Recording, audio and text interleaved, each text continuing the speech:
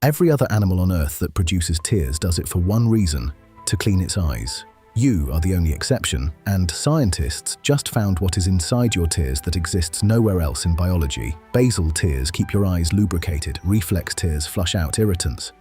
Every animal with eyes produces both, but you produce a third type, and what is inside it has no equivalent anywhere in the animal kingdom. Scientists studying human emotional tears under a microscope found something extraordinary.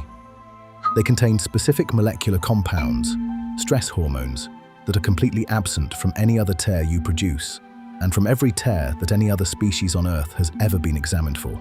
Evolution kept this. That is the mystery. Dr. William Frey spent years analyzing the chemical composition of human tears.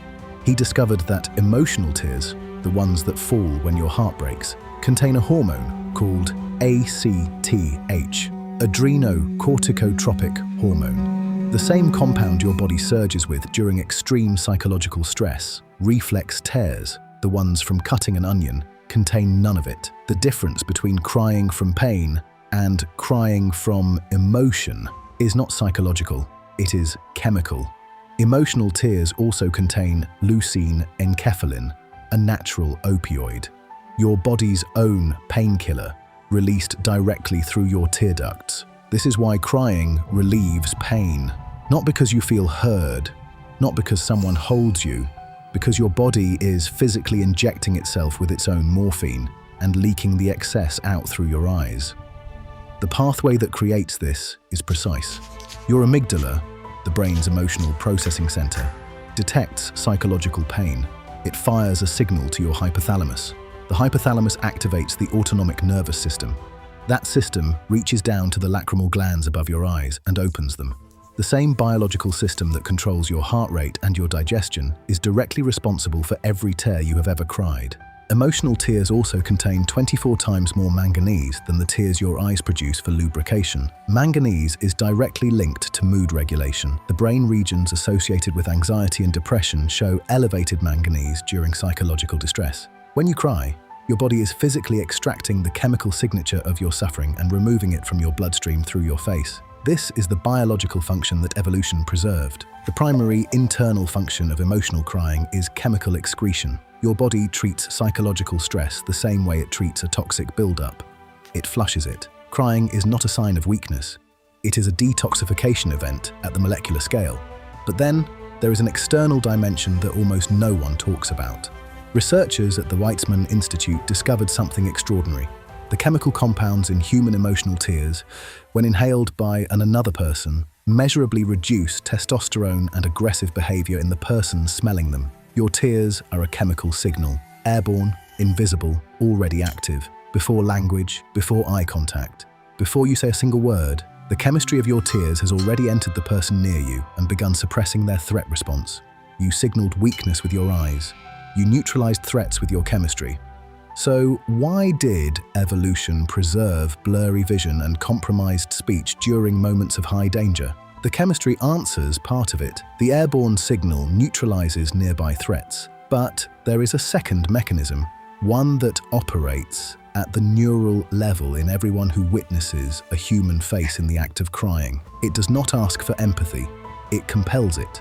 When mirror neurons, the specific neural cells responsible for involuntary empathy, observe a face that is crying, they force the observer to internally simulate the emotional state they are witnessing. The observer begins to generate the same neurological pattern as someone who is themselves emotionally distressed.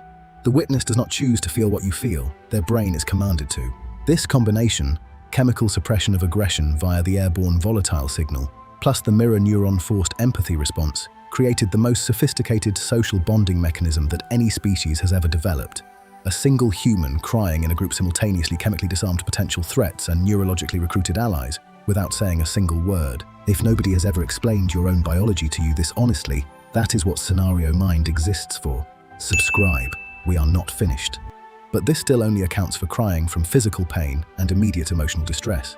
Animals can experience pain. Animals can experience loss. No animal other than you cries over music. No animal cries remembering something. No animal weeps reading words on a page. For that, You need something no other species has developed to the degree you have. The answer is your prefrontal cortex, the region of the brain most dramatically enlarged in humans compared to every other species. It learned to redirect the lacrimal gland response to pain that has no physical location.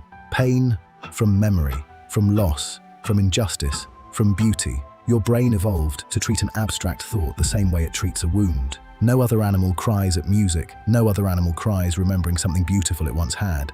No other animal weeps at the idea of its own mortality. Your tears are not a biological glitch.